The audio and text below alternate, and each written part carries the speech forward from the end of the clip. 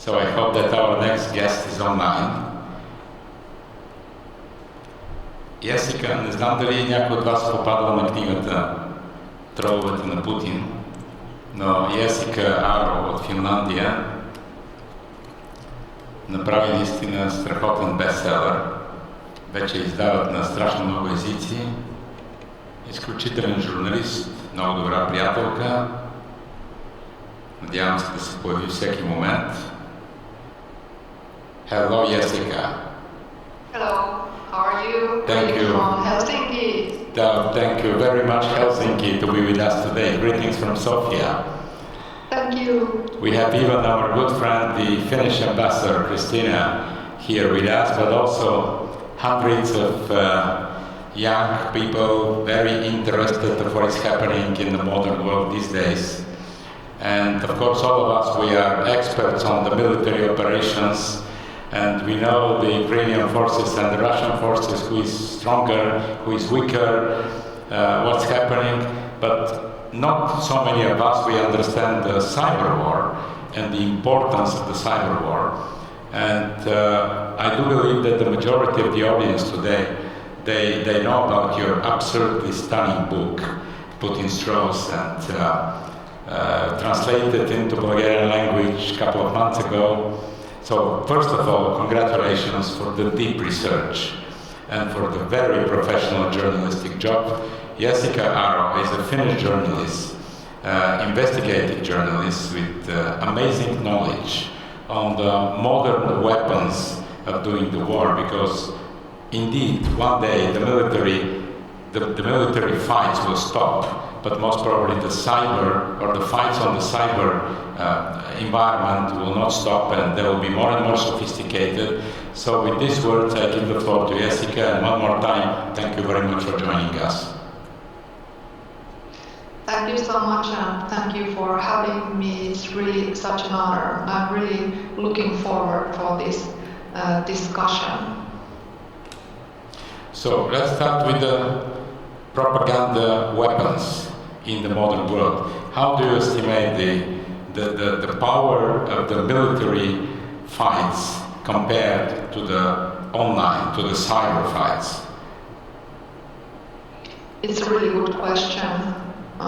The volume and the impact of military attacks are always restrained, whereas informational weapons and informational attacks can be much more widespread. That's why I call, for example, the attacks of the Russian troll farms through social media platforms as psychological weapons and mass weapons, because they are used to impact massive masses of people.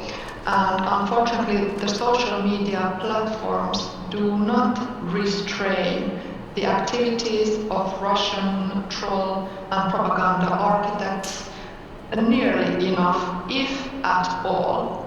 So I would definitely say that the volume and impact of information warfare is always vastly bigger than any military attack can ever be, unfortunately. And unfortunately also that impact of informational warfare is much more difficult to estimate, and therefore also to prevent than traditional military physical warfare. Yes, but that's what I've been really looking into. That I have really tried to look into the both of the mechanisms of information warfare coming from Russia, as well as the real impact in real people, because I really have wanted to find out, can Russian propaganda architects really change our thoughts, our thinking, as well as even behavior? Because this is what Putin's regime is trying to do, trying to turn real people, not just Russian citizens, but also international citizens, as their own zombies and tools of warfare, basically. They're trying to weaponize our mind. In your book, you're describing these huge factories employing trolls and disseminating fake news and propaganda messages. Do you have any idea about possible weapons, how to fight all those factories with thousands or hundreds of thousands even of trolls? Shall we create factories, or shall we build factories with our trolls telling the truth inside and disseminating the truth, like a reaction of the fake news disseminated by trolls? Or do you have an idea how can we fight this? As a journalist and also as a citizen, I believe in the power of standing truth and telling the truth and educating real people, educating the people who are being targeted for information warfare, because that is the only way how we can build resilience against this nasty phenomenon and political warfare. If people know how and when and where and with what kind of narratives they are being attacked by foreign security services and foreign military intelligence services, who are basically often in charge of these troll operations coming from Russia, then these real people who are being targeted can better fend off these attempts of influence. So this is why I have proposed, for example, to US legislators that Western countries' intelligence services should conduct cooperation in order to uncover these operations while they are ongoing, because we real people, we just need that information. For example, if we are being targeted, just like the American citizens were being targeted by Russian trolls before the US elections 2016, when Russian trolls wanted to push Donald Trump as the president. But unfortunately, those American people were not alerted early enough, so actually it has been estimated that the Russian troll factory did have impact in the end result of having Donald Trump as the president of the United States. So that's why we really need that countermeasures and cooperation of the intelligence services. But as a journalist and as an author, I believe in disseminating the truth, not any troll factories by Western countries, please. No, it was just a question, of course, but on the other hand, I mean, you're right, but on the other hand, it's a war. And if we have soldiers with guns on one side, and we start fighting with these soldiers without guns, because we are very peacefully minded people and we hate guns, and we can say, okay, the only peace will bring peace to our country, but we have soldiers with guns. How do we proceed? I mean, of course, the anti-troll factory was a metaphor, and I'm quite sure that nobody can do this. But on the other hand, only passive revealing the truth or passive sharing the truth, I don't think it's enough, because we should create some much more difficult and deeper ways of telling the truth and fighting the fake news.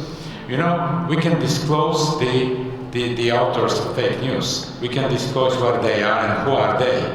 But they are in Russia. So they're not in the US, they're not in Bulgaria, they're not in Finland. So how can we handle this? Do you have an idea? Yeah, I have interesting examples of, for example, from United States, where in 2018, during the midterms, actually the cyber command targeted the troll factory in Russia and was able to take it offline, to basically take down the troll factory from the internet for one day, because the troll factory was at that time also conducting operations against United States citizens. So they actually conducted acts of cyber warfare by taking down this bad actor from the information space.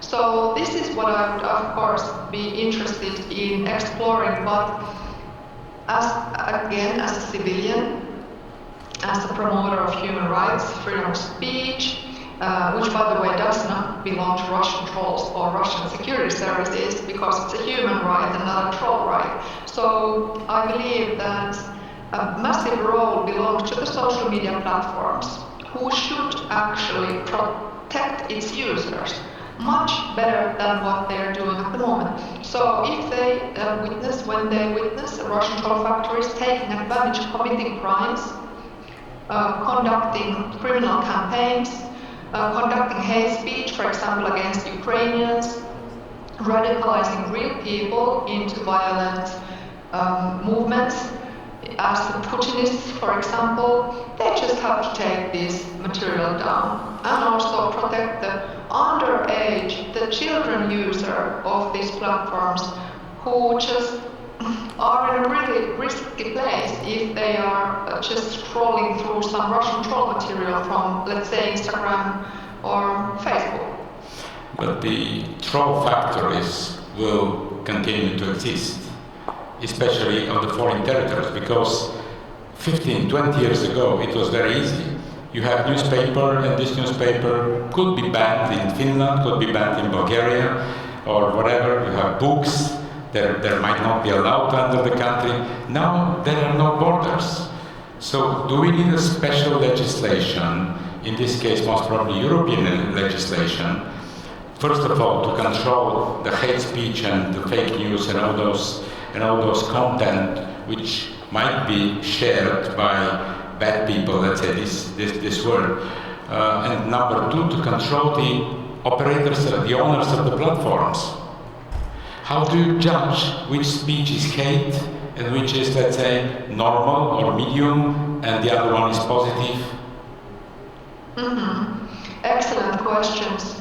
And these, I would hope, would be on top of priority lists of every European governments and decision makers, as well as European Union's decision makers, as these are really one of our decisive questions of our times.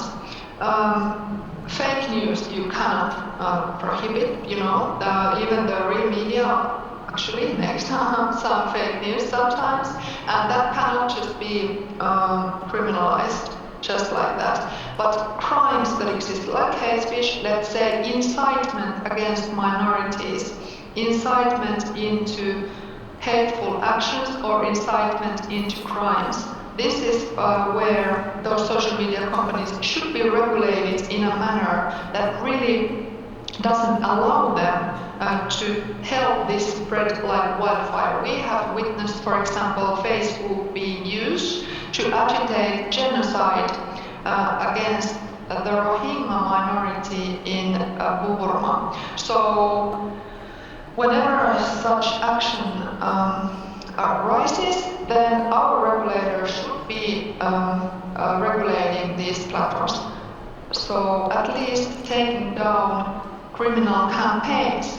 Of course, you cannot take down every crimes that exist on social media, especially it's difficult to turn into a judge of that, but the social media companies should at least be tried to make accountable for that material.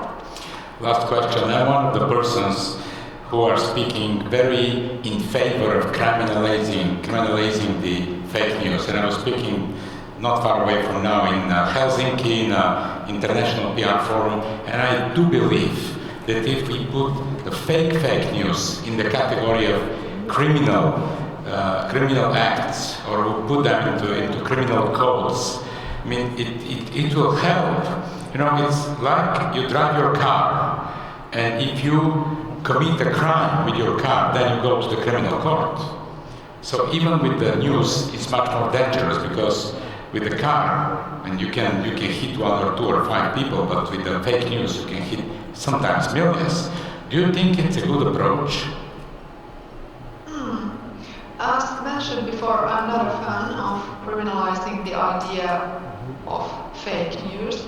What I would, however, recommend would be to check the legislation in order to be able to prosecute if real crimes are being committed, which are already crimes. Let's say, for example, libel, aggravated libel, spreading let's say, private personal information, such things are already criminalized in many countries, such as, for example, hate speech. So, but criminalizing whole category of textual content, of which some might even, let's say, Russia did that already.